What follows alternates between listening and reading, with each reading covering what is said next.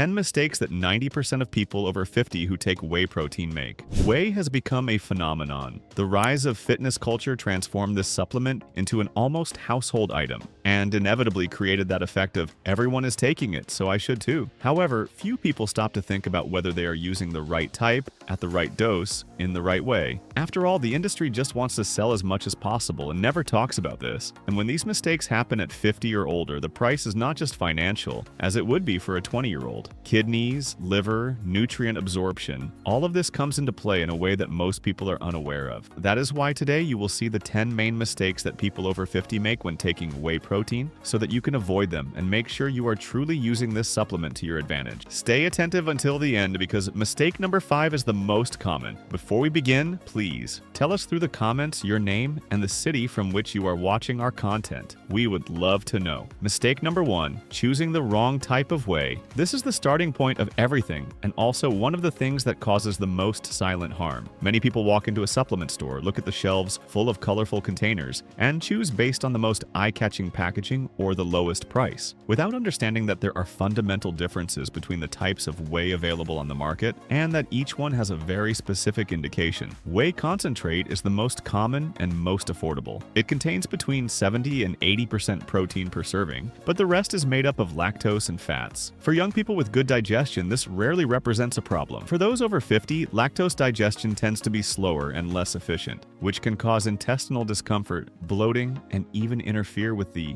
absorption of the very amino acids you were trying to benefit from. Whey isolate goes through a much more rigorous filtration process, reaching 90% or more protein concentration with minimal levels of lactose and fat. For those with milk sensitivity or looking for cleaner digestion, it is clearly the smarter choice. Whey hydrolysate is enzymatically pre-digested before it even reaches your digestive system. This means that amino acids reach the bloodstream much faster, which can be advantageous right after an intense workout when the muscles are in an active anabolic window. What many people do not know is that the body over 50 already faces a natural decline in digestive efficiency and protein synthesis. This means that the type of whey matters even more in this age group than for a 25-year-old. Choosing the wrong type can cause chronic intestinal discomfort, results far below expectations, and in more serious cases, contribute to digestive problems that worsen over time. Mistake number 2, not combining it with carbohydrates. Here lies a misconception that spread through the fitness community at an impressive speed. There is a very popular belief that consuming pure whey with nothing alongside it is the cleanest and most efficient way to maximize muscle gain. And this idea, as logical as it may seem on the surface, is exactly the opposite of what physiology teaches us. After a training session, your muscle glycogen is depleted. The muscle is literally waiting for fuel to begin the process of recovery and rebuilding. In this scenario, consuming only protein without carbohydrates is like arriving at a gas station with the tank on reserve and only putting in an additive. It works a little but does not solve the real problem. Carbohydrates have an anabolic role that goes far beyond providing energy. They stimulate the release of insulin, which is one of the most potent hormones in facilitating the transport of amino acids into muscle cells. Without this insulin spike, protein absorption is considerably less efficient. A study comparing groups that consumed a shake with protein and carbohydrates versus groups that consumed only protein identified up to 25% greater muscle recovery in the first group. And you know why this matters even more after 50? Because at this stage, the anabolic response of the muscle is already naturally slower, so any optimization counts a great deal. The idea that carbohydrates automatically turn into fat is one of the most persistent myths in fitness. Carbohydrates turn into fat when there is a total caloric surplus, not simply because they are carbohydrates. The ideal combination is to add a ripe banana or half a cup of fine rolled oats to the shake, providing between 20 and 30 grams of carbohydrates for every 25 grams of protein. Simple, affordable, and much more efficient than the pure version so many people insist on using. Mistake number 3, ignoring quality to try to save money. It is completely understandable why someone looks for a more affordable option, but in the world of supplements, this decision can have consequences that go far beyond an inferior result at the gym. The supplement market still faces serious regulation problems in various countries, including Brazil. Products from unknown brands or with prices far below average frequently hide a composition very different from what is described on the label. The most common adulterations involve the use of maltodextrin, low-quality casein, and even proteins from much inferior sources to artificially inflate the declared protein value. You pay for 25 grams of protein per serving and receive, in practice, much less than that. But the problem does not stop there. Some products of dubious origin have already been identified with elevated levels of heavy metals, such as lead and cadmium. These elements do not cause immediate symptoms, which makes them even more treacherous. They accumulate silently in the body over time and cause progressive neurological, renal, and hepatic damage. And remember that you are consuming this daily, often for years on end. The practical recommendation here is clear. Look for brands that carry out independent purity tests, that are certified by internationally recognized bodies, and that are transparent about their manufacturing process. Mistake number 4, consuming whey too close to bedtime. This is a mistake that seems to make sense at first glance. After all, if the muscle recovers during sleep, consuming protein before bed seems like an intelligent strategy. And it is, as long as it is the right protein. The specific problem with whey in this context is exactly what makes it so valued after a workout: its speed of absorption. Whey is a fast-digesting protein with a peak of amino acids in the blood around 60 to 90 minutes after consumption. This is excellent when the body needs nutrients immediately, but during sleep, which lasts between 7 and 9 hours, what the muscle needs is a slow, continuous, and stable supply of amino acids throughout the entire night. The ideal protein for this moment is casein, which digests extremely gradually over 6 to 8 hours, keeping amino acid levels in the blood stable throughout the entire rest period. Using whey before bed means a rapid spike of amino acids shortly after consumption, followed by a long period without protein intake, while the body is still in an active muscle repair process. It is like trying to fuel an engine that will run all night by putting in only 1 liter of ultra-fast absorbing fuel. Mistake number 5, exceeding the recommended dose. This is the most common of all, and probably the one that generates the most concrete health consequences for those in the age range of 50 or older. The logic behind the mistake is understandable. If 1 dose is good, 3 doses must be even better. But the human body simply does not work that way. The body has a well-defined physiological limit for protein utilization per meal. This limit varies between 20 and 40 grams depending on body mass, activity level, and individual genetics, but rarely exceeds this range in any significant way.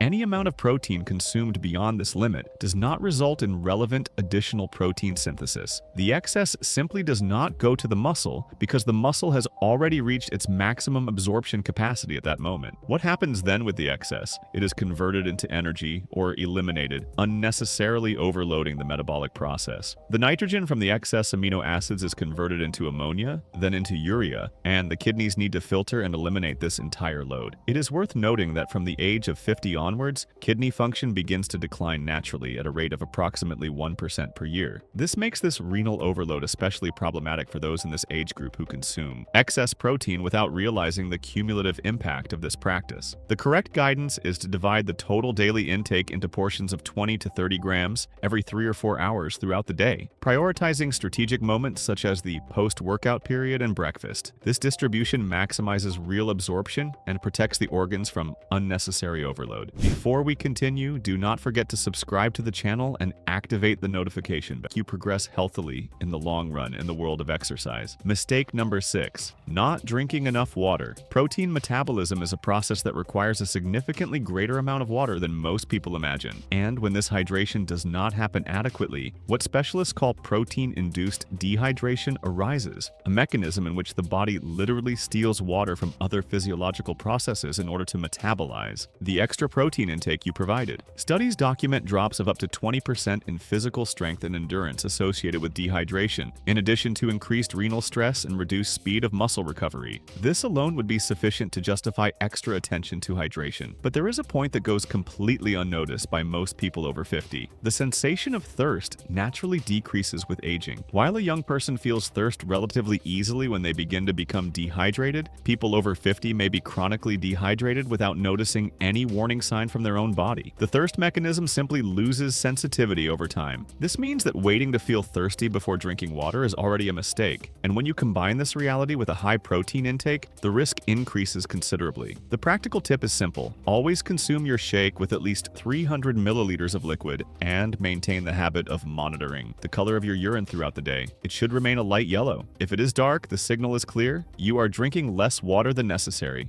Do not wait for thirst to act. Mistake number 7, replacing complete meals with whey. Swapping lunch or dinner for a shake may seem like an intelligent solution for those with a busy routine. It is practical, fast, and at first glance seems seems nutritious. But this choice compromises health in a way that usually only becomes apparent months later when deficiencies are already established. Whey provides protein, only protein. A complete meal, on the other hand, offers complex carbohydrates, healthy fats, fiber, fat-soluble and water-soluble vitamins, minerals, and bioactive compounds that participate in hundreds of biochemical processes in the body. A study published in the American Journal of Clinical Nutrition identified significant deficiencies in iron, zinc, vitamin D, and fiber in people who replaced regular meals with protein shakes over 6 months. These deficiencies do not appear overnight, but when they do, they have already caused concrete damage. There is yet another less obvious problem. Liquids are digested much faster than solids. This means that the satiety provided by a shake is much lower and lasts much less time than that of a real meal. The practical result is that many people end up consuming more total calories during the day than they would have if they had eaten an adequate meal. Whey was created to complement the diet, not to replace it. If time is the problem, strategies such as meal prepping on the weekend solve much more than any shake. Just imagine how much your health appreciates it when you offer it the complete spectrum of nutrients it needs. Mistake number 8, using it without a real need. The word supplement already says exactly what it is. Something that complements a diet that, for some specific reason, is not meeting a certain need. But aggressive industry marketing, combined with social pressure from the fitness community, leads many people to consume whey without even knowing whether they truly need it. An active and healthy adult needs approximately 1.6 to 2.2 grams of protein per pound of body weight per day. Depending on eating habits, it is completely possible to reach this value through natural food alone. A person who consumes eggs at breakfast, chicken at lunch, Greek yogurt as a snack, and fish at dinner is probably already within the ideal range without needing any supplement. When whey is consumed in excess relative to the individual's real needs, all the problems already mentioned become more likely: renal overload, unnecessary financial expenditure, digestive discomfort, and even nutritional imbalance. Before buying the next container, record everything you eat for a week and calculate your actual protein intake. The answer may surprise you. Mistake number 9, not respecting intolerances and allergies. This is a mistake that goes beyond simple discomfort and in some cases can represent a real health risk, and it happens more frequently than one might imagine because of a very common confusion between two distinct problems: lactose intolerance and milk protein allergy. Lactose intolerance is the difficulty digesting milk sugar and can be worked around by opting for whey isolate, which has minimal levels of lactose. But milk protein allergy is a completely different condition. It involves an immune response to the whey proteins themselves, which are present in all types of whey, regardless of the lactose content. Switching from concentrate to isolate does not resolve the situation. Consuming whey with a milk protein allergy can trigger reactions such as hives, swelling, breathing difficulties, and in more serious cases, anaphylaxis. What makes this mistake even more relevant in the context of those aged 50 or older is that new intolerances and food sensitivities can emerge or intensify throughout life. The immune system and the digestive system go through decades of changes, and many people only discover these sensitivities in adulthood or later in life, when they have already been consuming the supplement for months. If you notice symptoms such as persistent bloating, frequent digestive changes, irritated skin, or any reaction after consuming whey, do not ignore these signs. There are excellent alternatives for those who cannot consume whey protein, such as isolated pea protein, rice protein, or soy protein, which offer a competitive amino acid profile without the associated risks. Consult a doctor or nutritionist before insisting on a supplement that your body may be rejecting. Mistake number 10, combining it with unhealthy ingredients. Reaching mistake number 10 is important because it represents a very common pattern. The person makes the effort to include the supplement in their routine, researches the right type, controls the dose and timing, and then sabotages all of that by adding industrialized chocolate syrup, ice cream, sugary syrup, or sweetened condensed milk to the shake because they cannot drink the plain version. The refined sugars present in these ingredients cause abrupt spikes in blood glucose and insulin. And although insulin is important for transporting nutrients to muscle cells, constantly elevated levels can contribute to insulin resistance, especially in people over 50 who already have reduced insulin sensitivity compared to younger individuals. A study from the University of Sydney compared two groups with the same training protocol and the same amount of protein. The group that consumed whey combined with refined sugar and the group that used low glycemic index fruits as a carbohydrate source. The saturated and trans fats present in ice creams and creams further worsen the lipid profile, raising low-density lipoprotein and increasing cardiovascular risk. The good news is that there are alternatives that are equally tasty and genuinely beneficial. Frozen fruits such as strawberries, strawberry, blueberry, and mango give the shake creaminess and natural sweetness. Natural peanut butter adds healthy fats and flavor. Rolled oats provide complex carbohydrates and fiber. Cinnamon, unsweetened cocoa powder, and pure vanilla are flavor enhancers that completely transform the taste without any negative nutritional cost. With a little creativity, the shake can be delicious and strategically healthy at the same time. If you enjoyed this and also want to discover the main mistakes that people over 50 make when taking creatine, we have a video appearing on screen right now showing each one of them in detail. Make sure to check it out. Thank you for watching until the end, and may God bless you, my friend.